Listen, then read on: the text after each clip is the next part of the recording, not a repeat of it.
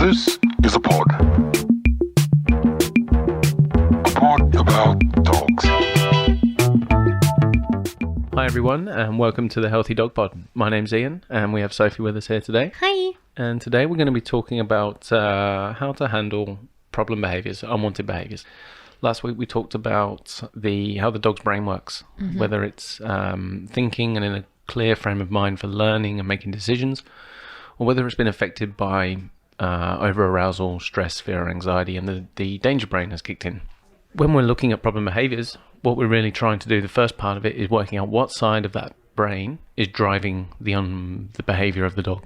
I think it's a good point to raise that a lot of dog behaviours, just because they're unwanted, just because they may be inappropriate to us, they are completely appropriate to the dog. Yep. Natural behaviour. Yeah, these are all dogs communicating exactly how they feel. Yeah. But going back to the theory of mind episode, they're only communicating how they feel. They're never trying to influence our emotions. So they're never being spiteful, vindictive, or jealous or angry towards, trying to influence our emotions. They're never trying to make us angry, and they're not being stubborn. That's a big one, isn't it? A lot of people like, my dog is so stubborn. So stubborn. But we'll go through that. That will probably fall into Absolutely. a bit of training. Yeah. So with your problem behaviours, it's either, as you said, inappropriate at the time for us, or it's natural behaviour, or alert behaviour. But sometimes they could also be doing that for comfort in a time of stress as well. That's it. I mean, that could be an inherently rewarding behaviour that, such as herding or digging or chewing. Those behaviours release endorphins and make the dog feel better in that moment. Or it could be something that the dog has learned, and it could be a combination of both. I think Tracy from AVBS, she explains this so well. The more you repeat a behaviour, the more learnt it becomes, and she describes it like sand tracks. The more you go down that route, the more ingrained it becomes, and so ingrained in the brain. I've started to use that example after I heard her say it, because I was like, yeah. And once you relate it back to humans, then people go, oh yeah, I get it, like sand tracks, You're going to go down that route again. It's familiar. I know my way. I'm going to go it because that's the one I'm most comfortable with. No, I'm not going off track. It scares me. Yeah, exactly. Yeah. I think in the scientific way, they'll say it, synapses that fire together, wire together. So, I like that. Yeah. So just write that one down. Taking notes. So talk us through a good example of a training problem.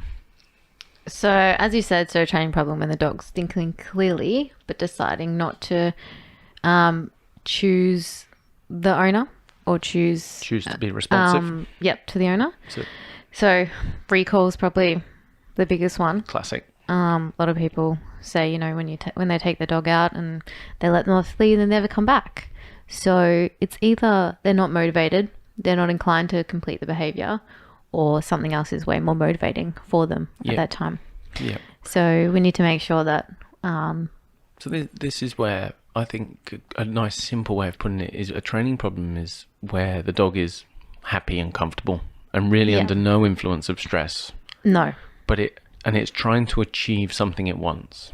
So whether it be, like we would put it in that recall context, I want to go and say hello to that other dog. Not for any other reason than I want to go and say hello, or I want to go and sniff that bush, or I want to steal something, and steal something like a toy or food, just because it likes it, gets shits and giggles out of it, and has a great time. Feels good, probably too. But it just happens to be unwanted for us. Yeah. Yeah, and recall is where I describe recall as simply in its simplest form the ability to communicate verbally with your dog. So when we've lost recall with our dog, it's no longer responsive. Yeah. So that's when people pull that stubborn word out. Yeah. Like, it's so stubborn. Yeah. Like, hang on a sec. Think about it. Okay. Are you more motivating? Is the park more motivating? Maybe there's too many dogs. Maybe it's too much stimulation for the dog. Maybe you have to go back to putting your dog on a long lead. Yeah. And starting a little bit from the start again. Yeah. I feel like a lot of people as well stop treating their dog. They've trained it once, so now the dog is apparently robo dog, learns it for the rest of its life, But and then people are going, I'm not going to take food anymore. It knows this behaviour, and I'm going to stop rewarding it. So it takes it to the park and goes, off you go, son. We've practiced recall 6 months ago. You'll be fine. You'll be great. And then raising questions as to why isn't it coming back? Yeah, I wouldn't come back if I didn't get paid. That's it. Explain that for me. Explain the payment. We use this a lot. Let's put that in context. You know, if you go to work and your boss just stops paying you, you probably are not going to do the work anymore or not go back. That's it. And the food rewards, or whatever reward we're using for our dog, is payment for behaviours we want. So the more we pay them for behaviours we want, believe it or not, the more we see our dogs doing it. Let's speak about that for a second too, because so many people, especially in puppy school, they're like, I don't want to be treating my dog forever. I think that's a weird concept. I don't want to reward my dog for what I want it to do. Okay, well, what would you rather do? Be a dictator? I mean, imagine you and a boss did that to you. Yeah. I'm going to ask you to come in, and you're going to do exactly as you're told, but don't you dare ask for some money. Yeah. That's it. And I think people I've got a weird thing about rewarding their dog. It's almost seemed like cheating, like bribing. Yeah, that's exactly right. I think that's what they think. It's cheating or bribing. But it also depends what your dog finds rewarding. So it could be a toy. It could be a pat. It could be a good boy. It could be a treat. Yeah. Anything. What shoots me is those dickheads that go, oh, he should just know. No, he doesn't need treats. I've trained him within an inch of my life. Probably though, mate, out of correction. Your dog is probably too scared to bloody move. And they start bragging about it. That ain't a brag to me. Somebody starts saying that to me, oh, my dog, you never do that. And then, you see their relationship, and the poor dog has just stood there shaking. And he's like, oh shit, can't move. And old mate stood there bragging about it. I'm like, there's nothing to show off about. You've trained your dog out of fear. Kind of like learned helplessness. The dog's just like... Shit way of owning a dog. Yeah. And running around and going, yeah, my dog's right next to me. Good on you. You've ruined his life. Well done.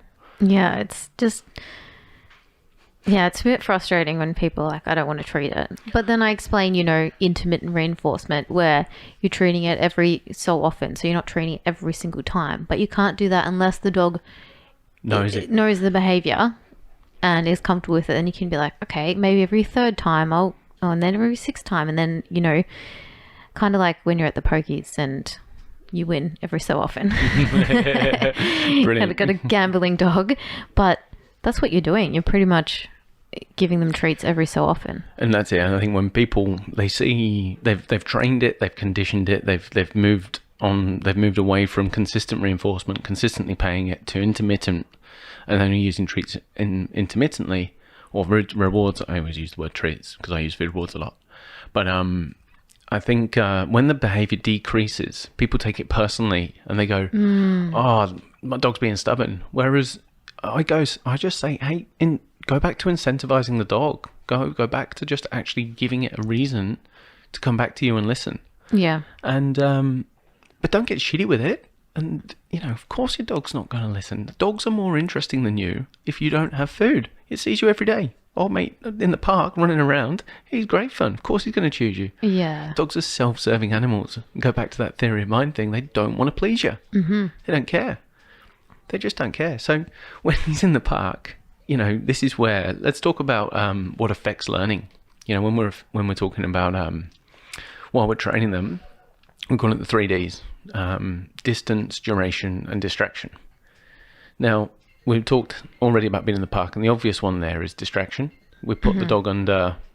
You can train your dog at home. It's nice and easy. No distraction around it. Put the dog in the street, slightly more distraction. Put the dog in the dog park, shitloads of distraction.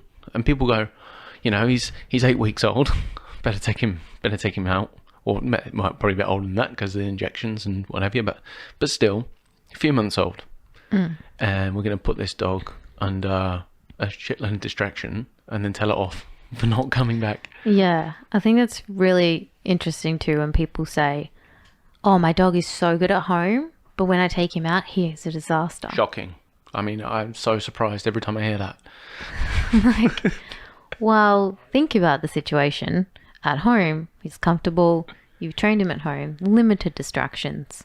And consistent distractions. He knows what it is. He knows what's Yeah. coming. Whereas all that information outside is unpredictable. It's new, and it's going to spike his adrenaline levels. Then we've got distance. So, I mean, in the most simplest form, I think a way of putting this is the further away from your dog you are, the less motivating you are. Yeah. So don't let it run around like a goose and then get miles away from you and then call it. Call it back regularly. Just Yeah, call it back regularly, but also you see sometimes a lot of people only call it back once and then they try and take it and the dog goes, oh, see ya, and just runs away. yeah. It's like, call it back regularly. And even sometimes I get my clients to reach down and grab the collar and then be like, okay, go off. And reward it for Yeah. coming back. And Yeah. reward. So come back, grab the collar, treat, off you go. Yeah, it knows that bending over, taking the collar doesn't mean home time necessarily. Yeah, because then you get a dog that absolutely runs and you're never going to get it. Yeah. Don't chase it. Don't get in a race with a dog. They're faster than you. Definitely People don't do this all the time. And then finally, and just the reverse of that is the closer you are with the treat, the more tempting it is for the dog. So just keep it really simple. Keep recall. You know, we're going to go into a bit of an episode about dog parks and recall, but probably 2 episodes, they're big topics. But when we go in there, people tend to go, oh, you know, I've took my dog there to socialize. Whereas at a few months old, you want to mix it up. You want to go and let them interact, but you also want to make sure that the communication patterns are maintained. Yeah. It's not one or the other. You're allowed to do, but you should be doing both. And what have we said? With distance, distraction, and duration. And duration is a funny one because it's not always easy to predict because it depends on the other two. Well, actually, all 3 depend on the other 2. Yeah. But how the longer you're asking the dog to complete the behaviour, the more likely it is going to fail. Yeah. It can't hold it forever, and that's a really simple way of looking at it. You know, your dog, the longer it's in the park, the more likely it's going to do a load of random stuff. The longer you ask it to sit, eventually it's going to have to stand up or lay down. When it comes to basic training, duration is more of probably a factor from the other end of the scale, as in like when a stressor is holding on to it and how long that stress is impacting it. But still, you know, on basic training for sit and lay down, duration comes in. Yeah. Yeah. I think the other thing is going back on the park, when people take their dog to the park, I think they overdo it as well. So there's always in NDTF, they always said no, one more time. So a lot of people are like, oh, one more time. Oh, they did really good that time. One more time. And then it gets dragged out and the dog's like, I'm done. Yeah, that's it. I think I would normally put that in a way of, you know, we always, when a training session's going really well, you're like, oh, he's doing so well today. Yeah, one more time. Just going to do that one more time. Yeah. Or end on a good note. End on a good note. Because if you get frustrated and your dog gets frustrated, it's good for nobody. Yeah, that's right. I think while we're at it, you know, we've touched on it already in a couple of episodes, but while we're talking about training problems and we're talking about recall, I always, I'm going to go into a little bit more about recall, and because it ties in with, can you say no to your dog? Yeah. And for me, I think there's, like I say, it's the ability to communicate verbally with your dog. And for me, there's 5 elements, 5 really key basic cues to give your dog. And they are, come here. So that's probably the epitome of recall, is getting the dog to come back to you. Pardon me. Little cough. We've got go over there. And that would be something like target training, like go to your bed, you know, go outside the door and just hit that target. You've got stay, and for me, stay is the one that I teach first. Actually, getting the dog to stand still long enough to be able to pay attention to anything without running after it is so helpful. Yeah. A release. So once we've got stay, we can teach her, okay, go. And then finally, the 5th element isn't really a cue to do something. It's actually my interrupter. It's to stop the dog doing something. So it's an attention grabber. It puts me in a position to use one of the other 4. And when we're saying, can you say no to a dog? I honestly think that we need to be able to interrupt our dogs. It's when the dog is in a training frame of mind, it's thinking and it's happy. We need to be able to go, whatever word we use, whether it's a whistle, a clap, a no. I mean, people use no way too much, but no is meant to be just an interrupter, not just no, no, no, no, no, no, no.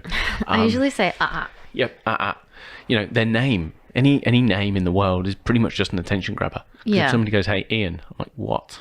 It's got my attention. Whereas if somebody goes, hey, Ian, and this is what we do to our dogs, we go, hey, Ian.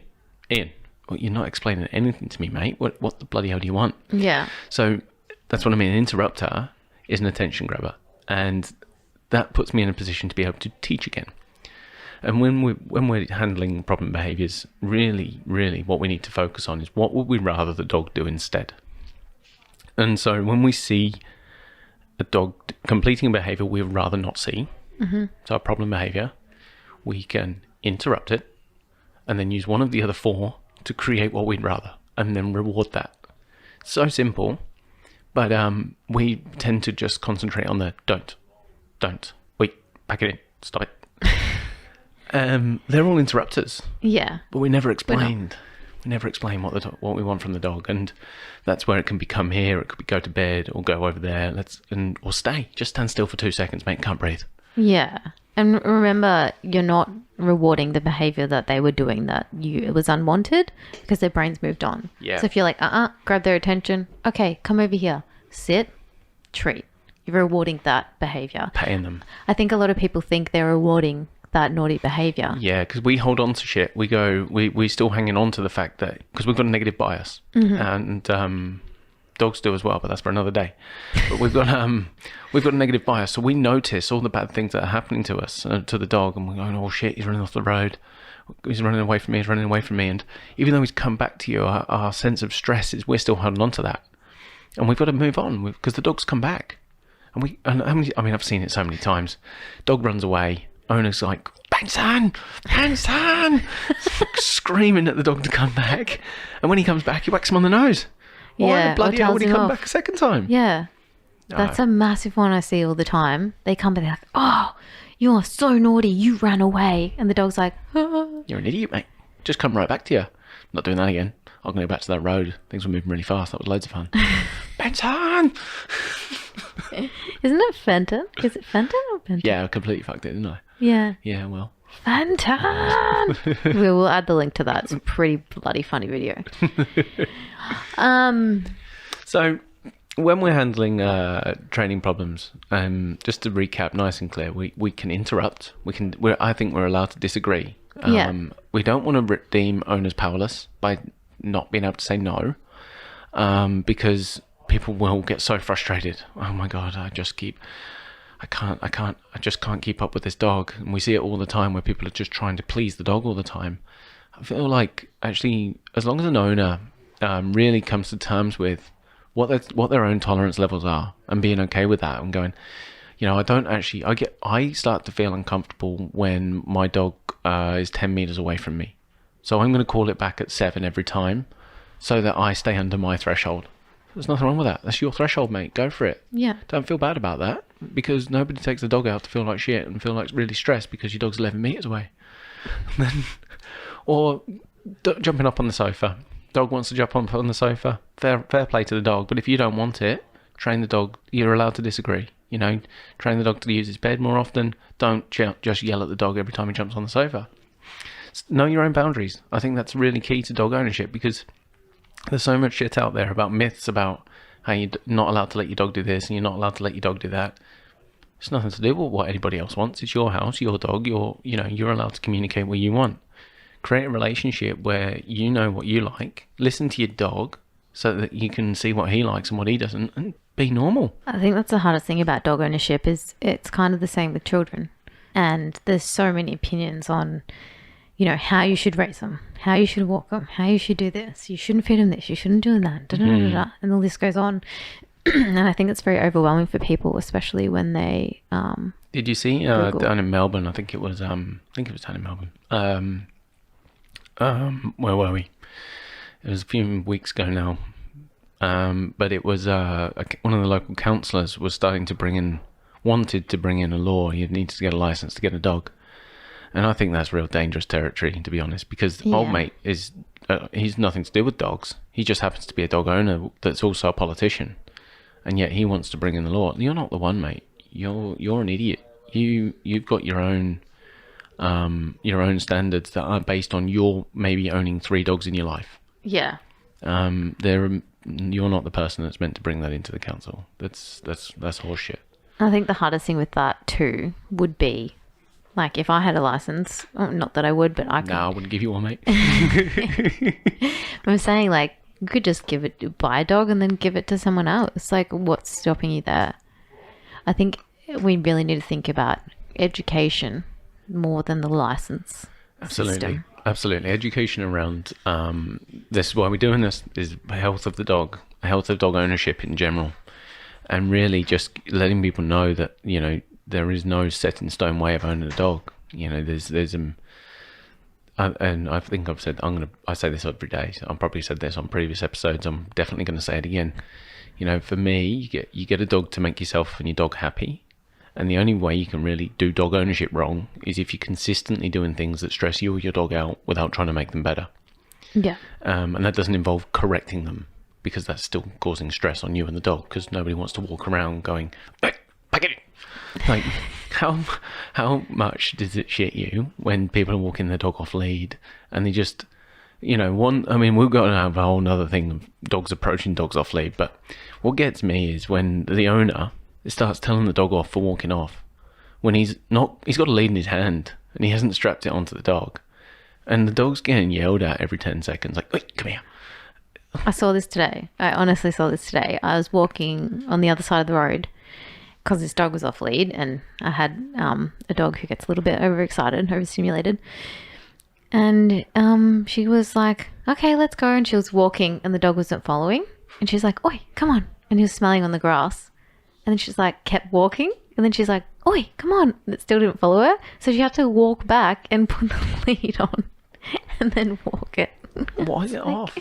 I don't get it. I was like, what? It's an ego thing for me. Like, again, it goes back to the ones that are just like, oh yeah, my dog can walk off lead. Why? Because it can't walk on lead? Probably. Exactly. Probably, because you haven't trained it in the first place. I hear that all the time. I want my dog to walk off lead. And I say, why? Or because. And then I go, can it walk on lead? No.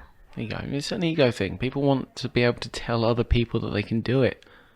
But it's a safety net. And there's so many times where I've pulled out of driveways that I've nearly hit dogs because they're off lead. Yeah. Yeah, well, I saw, there's a great picture, I think it was on Facebook, Rose Bay Vet, just their cover photo, and leashes save lives. I mean, look, I know they can be, you know, you don't want your shoulder pulling out and things like that, but train your dog. Train your dog and it won't do that. Don't just bring a dog into life and expect it to know what to do and then blame it for not knowing what to do. Yeah. Train your dog and it won't pull on the leash.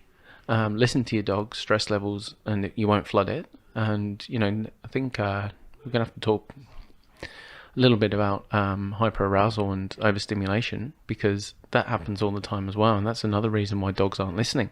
Mm-hmm. It's when the dog's brain gets flooded and the arousal level goes up, their ability to process information goes down.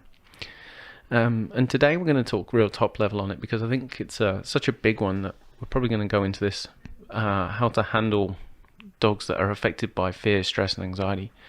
But today we're going to focus on hyperarousal and just overexcitedness.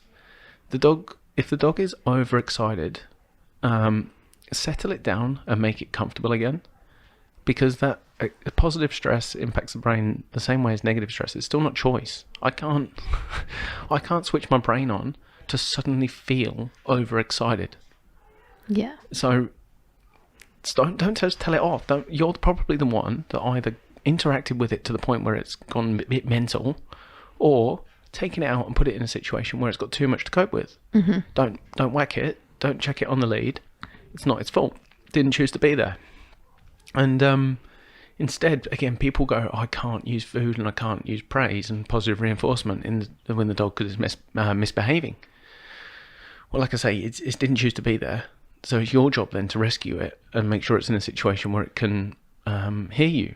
So grab something that motivates the dog, like food, like pats, like some eye contact, and start communicating. Mate, can you sit? Good boy. And start rewarding it for sitting. Yeah. Because all you're really trying to do is reduce the arousal level. You don't want to shock it into it with a big check on it around its throat. Like, that's not reducing its arousal level. That's creating fear out of movement. And that's a horrible way of living for your dog. So grab the food, put it in front of its nose, and ask it to sit. And as it starts to unwind, start to up the amount you pay it. And the dog starts to go, oh, right, okay, I can sit. Okay, God, I can breathe. Oh, bloody hell, what are you saying? Oh, you're saying sit. You're saying good boy. I can hear you now. My arousal level has come down to a level where I can process information.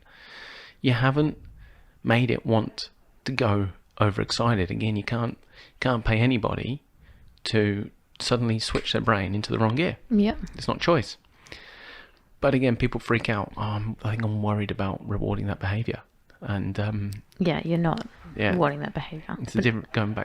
It's the difference between a training problem and a behaviour issue. Yeah, and I always tell my clients, when you are in that situation, exactly that. Ask your dog to sit.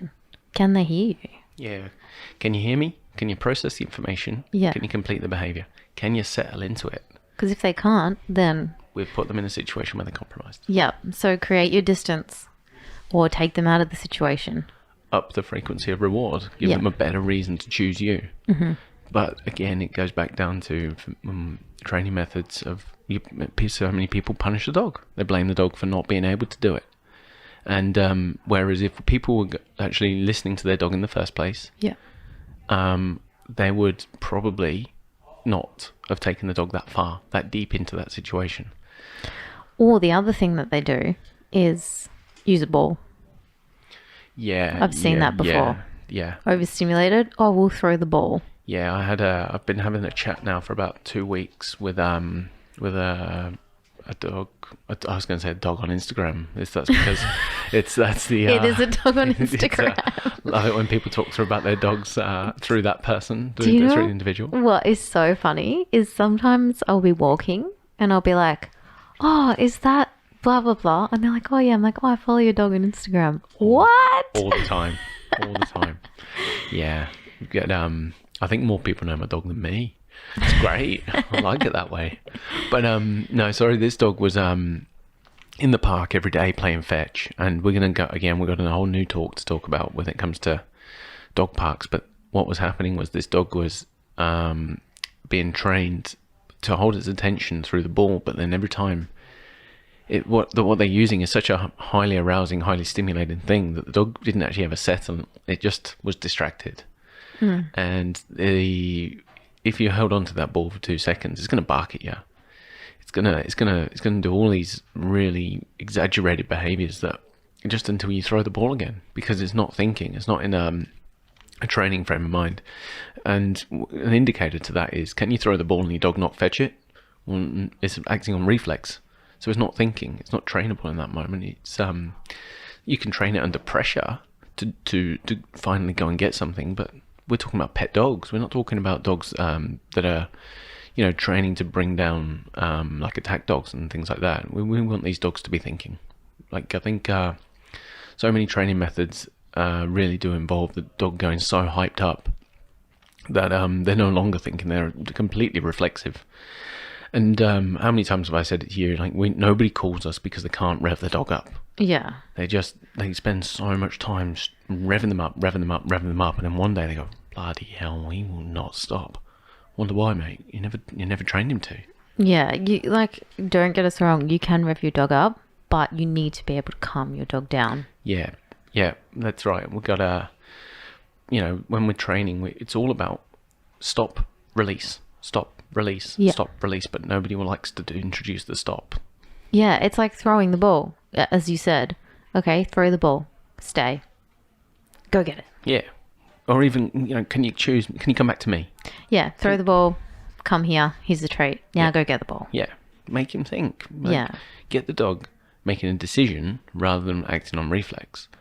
I think that's such a beautiful thing to see. And training your dog to be able to communicate while highly aroused, while really stimulated, is bloody hard. Yeah. But it's so good to see. It's such a good relationship because you see two individuals truly interacting with each other and just going, you know what, this is the best. I'm listening to you. Everything we say, I'm going to just do it because I love doing it. Yeah. And that's such a nice relationship. Yeah. It's nice. Whereas, Fenton, got it right that time. Fenton, it's just, there's nobody having a good, well, the dog's having a great time. Yeah. But, you know, old mate chasing him through the fields isn't. So, can we go back to ball throwing? Yeah. Are we allowed to go back to that? We can.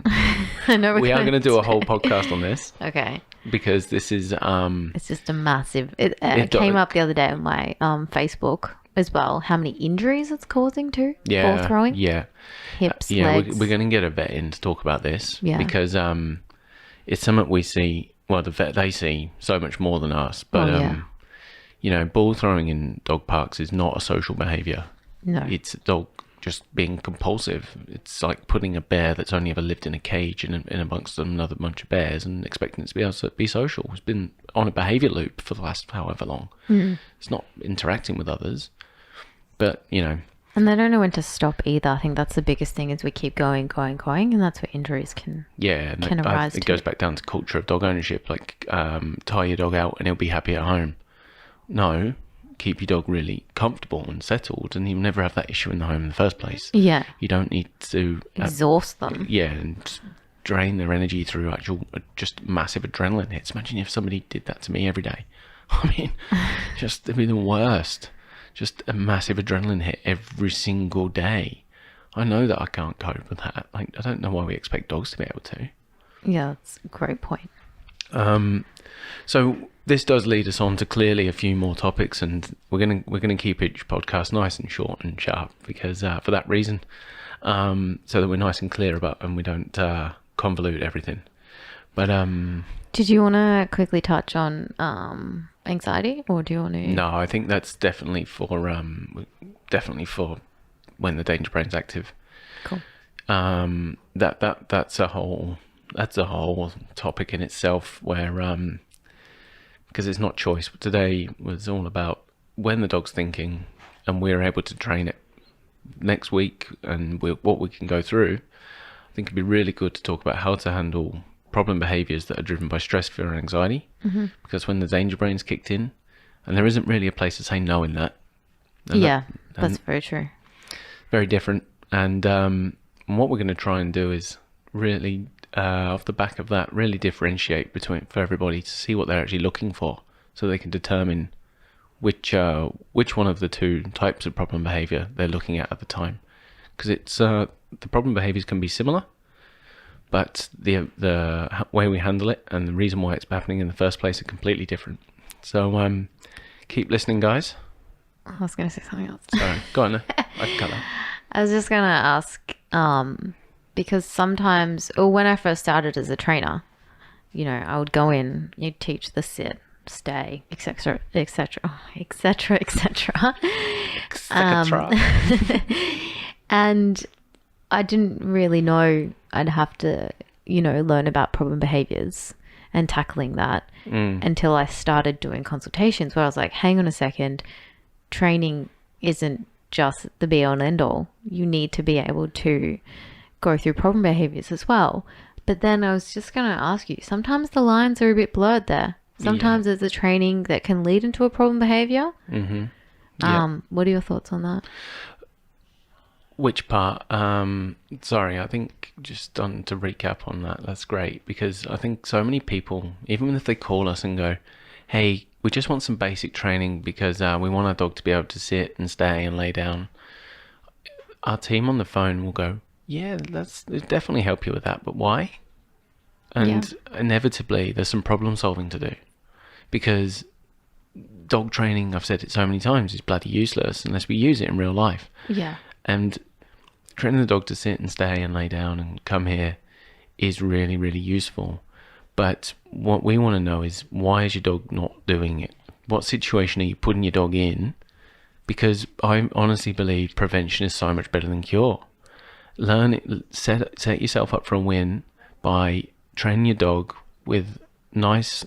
Go back to your 3Ds. Train your dog using under short durations, under minimal distraction. And what's the third one? Duration. No, duration, distance, and with him really close.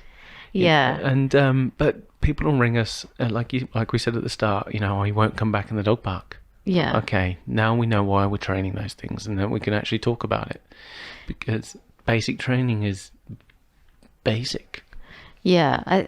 Going back on prevention too. I think my favorite prevention is teaching leave it. I think that's a great one. And then if they do take it, out it, and then that's your... Yeah, like drop it, give it up. Yeah, I think leave it is probably your version of the interrupter. Mm-hmm. I think been doing this a long time, and I actually find that leave it and no are essentially the same thing, but one's worded really, really nicely. And one's not, and I never thought about it like that, but it's true. Comes back down to your client. Yeah. So if your client really is quite softly spoken and gentle, then a leave it's perfect. Mm-hmm.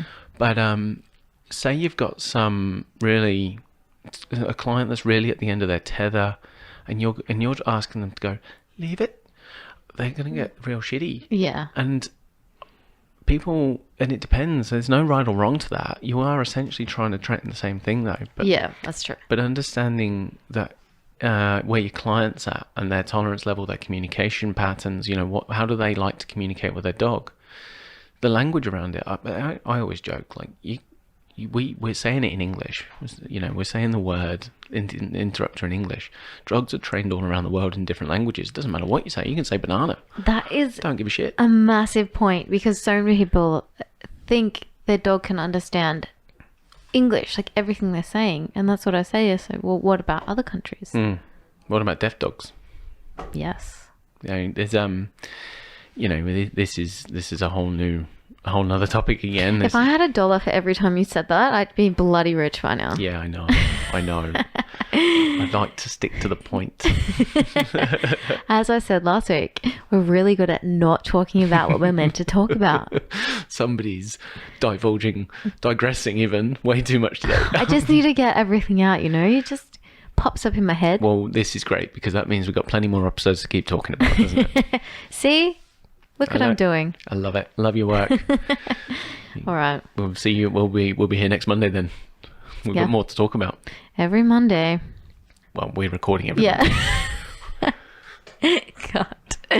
Guys, so thank you so much for listening. Obviously, so many more things leading on from today's conversation. As always, we want to hear your opinions. Give us your questions. Tell us if you think we're stupid. It'll happen. Somebody will. That's we're all right. prepared for this. Yeah, we're ready. But no, lovely to hear from you as always. And